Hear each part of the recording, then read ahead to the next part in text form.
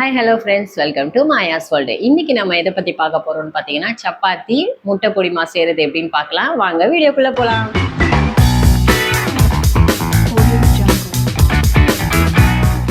First நம்ம வந்து சப்பாத்திக்கு மாவு பிசைஞ்சு எடுத்துக்கலாம். சாட்டர்டே அப்படின்றதுனால வந்து நாளைக்கு சண்டே, பையனுக்கோ ஹஸ்பண்ட்க்கோ லீவு, அதனால இன்னைக்கு கொஞ்சம் ஸ்பெஷலாக செஞ்சு கொடுத்துடலாம் அப்படின்னு சொல்லிட்டு நான் இந்த டிஃபன் செய்யறதுக்காக இறங்கியிருக்கேன். ஓகே, தேவையான அளவு மாட்டும். இதில் வந்து கொஞ்சமாக சால்ட்டு சேர்த்துக்கலாம்.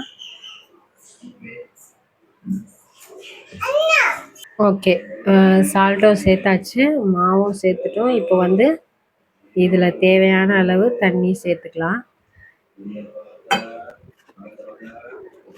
நல்லா சாஃப்டாக பிசைக்கலாம். இப்போ வந்து மாவு நல்லா சாஃப்டாக பிசைஞ்சு எடுத்தாச்சு. இது ஒரு ஓரமாக இருக்கட்டும்.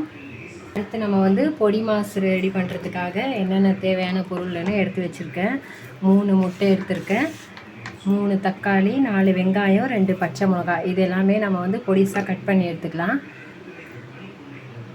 கடாய் வந்து நல்லா சூடாயிடுச்சு. இந்த டைமில் வந்து தேவையான அளவு எண்ணெய் ஊற்றிக்கலாம்.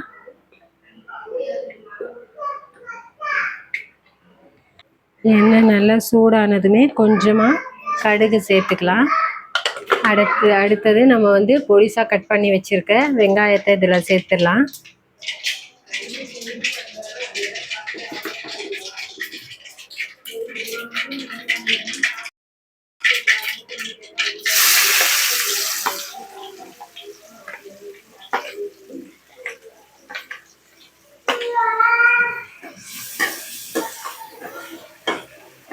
தேவையான அளவு கொஞ்சமாக சால்ட்டு சேர்த்துக்கலாம்.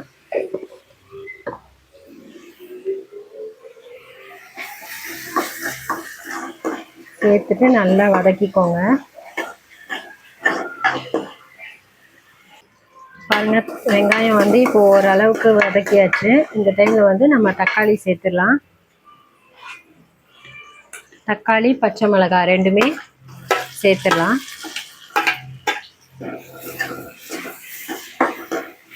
சேர்த்துட்டு இதுவுமே நல்லா வதக்கிக்கோங்க. கொஞ்சம் தக்காளி மசிஞ்சு வர அளவுக்கு வதக்கிக்கலாம். இந்த டைமில் வந்து கொஞ்சமாக கருவேப்பிலை சேர்த்துடலாம். இது ஒரு 10 நிமிஷம் நல்லா வதக்கிக்கோங்க.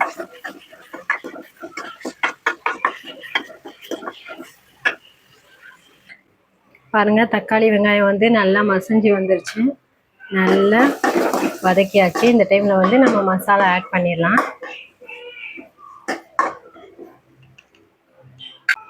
கொஞ்சமாக மஞ்சத்தூள்,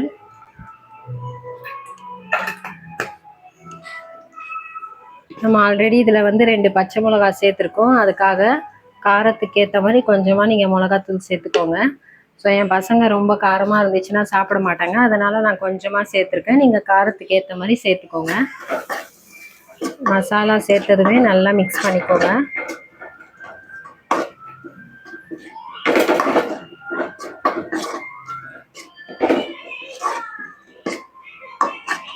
இந்த டைமில் வந்து நம்ம முட்டை உடைச்சி ஊற்றிடலாம்.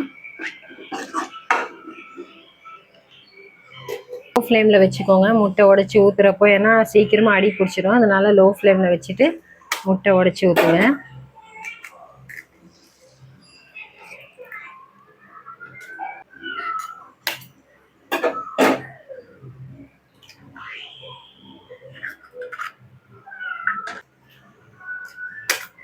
ஸோ நான் வந்து ஒரு 4 பேர் சாப்பிட்ற அளவுக்கு கொஞ்சமாக செய்கிறேன். ஸோ 3 முட்டை சேர்த்துருக்கேன்.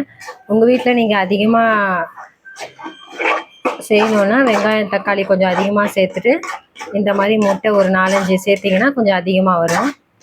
ஸோ நல்லா மிக்ஸ் பண்ணிகிட்டே இருந்தீங்கன்னா பாருங்கள், ஓரளவுக்கு பொடி மாஸ் மாதிரி ஆயிடுச்சு. இன்னும் கொஞ்சம் ட்ரை ஆகணும். பாருங்கள், பொடி மாஸ் வந்து ரொம்பவே நல்லா ரெடி ஆயிடுச்சு.